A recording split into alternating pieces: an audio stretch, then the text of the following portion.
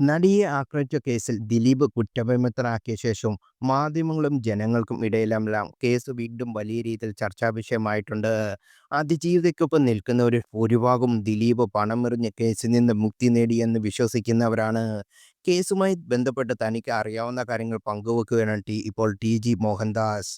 ദിലീപിനോട് വിരോധമുള്ള ധാരാളം പേരുണ്ടെന്ന് T G Mohandas പറയുന്നു. ദിലീപിനോട് വിരോധമുള്ള ധാരാളം പേരുണ്ട്. ഹിന്ദു പത്രത്തിന് കൊടുത്ത അഭിമുഖത്തിലാണ് ദിലീപ് പറഞ്ഞിട്ടുള്ളത്, എനിക്കെതിരെ ഗൂഢാലോചന നടന്നുവെന്ന്. അത് ആര് നടത്തിയെന്ന് എനിക്കറിയണം. ജഡ്ജ്മെന്റ് വന്നു കഴിഞ്ഞ് അതിനുള്ള നിയമ നടപടികൾ ഞാൻ ആലോചിക്കുന്നുണ്ട്. പ്രഥമ ദൃഷ്ടിയാൽ കോടതിയിൽ നിന്ന് ഇറങ്ങി വന്നപ്പോൾ തന്നെ ദിലീപ് അത് സൂചിപ്പിച്ചു. ക്രിമിനൽ ഗൂഢാലോചന ഉണ്ടെന്ന് മഞ്ജു പറഞ്ഞപ്പോഴാണ് ഈ കേസിൽ ഒരു ഗൂഢാലോചന ഉണ്ടായത്. അതുകൊണ്ട് തന്നെ ദിലീപിന്റെ ദൃഷ്ടിയിൽ മഞ്ജു സംശയത്തിന്റെ നിഴലാണ്. അറസ്റ്റ് ചെയ്യുന്ന സമയത്ത് ദിലീപിനെതിരെ ഒരു തെളിവും ഉണ്ടായിരുന്നില്ല. അറസ്റ്റ് ചെയ്ത ശേഷം ഉണ്ടാക്കിയ കള്ളക്കഥകളാണ് പിന്നീട് തെളിവുകൾ എന്ന് പേര് പ്രചരിച്ചത്. വെറുതെ ഒരാളെ പ്രതിയാക്കാൻ കഴിയും.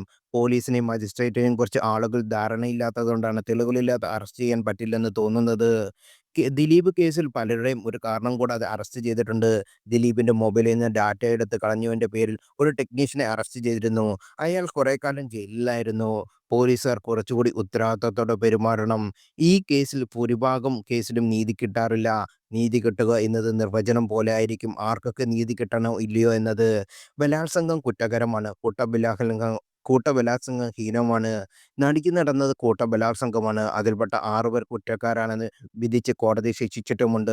നീതി കിട്ടിയോ എന്ന് ചോദിച്ചാൽ അത് ഓരോരുത്തരുടെ കാഴ്ചപ്പാടിനെ ആശ്രയിച്ചിരിക്കും. അപ്പോഴും സംഭവിച്ചത് സംഭവിച്ചില്ലേ, നഷ്ടം സംഭവിക്കില്ലേ, അതൊരിക്കലും മാറ്റാൻ കഴിയില്ലല്ലോ എന്ന് ടി ജി മോഹൻദാസ് പ്രയോഗിക്കുന്നു. വേടൻ വിഷയത്തിൽ ഭാഗ്യലക്ഷ്മി അടക്കമുള്ള സ്വീകരിച്ച നിലപാടിനെയും അദ്ദേഹം വിമർശിച്ചു. അടുത്തിടെ വേടൻ ഒരു ബലാത്സംഗ കേസിൽ ഉൾപ്പെട്ടിരുന്നു.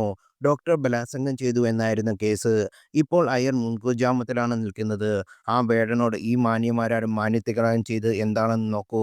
പാട്ടെഴുതിയതിന് സംസ്ഥാന അവാർഡ് കൊടുത്തു. ആർക്കും അതിലൊരു പ്രശ്നവുമില്ല. അർഹതക്കുറവും തോന്നിയിട്ടില്ല. മുൻകൂർ ജാമ്യത്തിൽ നിൽക്കുന്ന ഒരു അധമനെ ആഘോഷിക്കുകയാണ് നന്നായിട്ടെന്ന് അറിഞ്ഞുകൊണ്ട് തന്നെയാണ് ഇവരെല്ലാം വേടനെ പൊക്കിക്കൊണ്ട് നടന്നതും.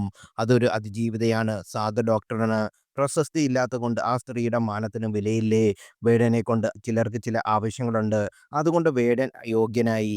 ദിലീപ് വെറുക്കപ്പെട്ടവനുമായി. വേടൻ കോടതിയിൽ നിന്ന് പാസ്പോർട്ട് തിരികെ വാങ്ങി വിദേശ രാജ്യങ്ങളിലും പോയി.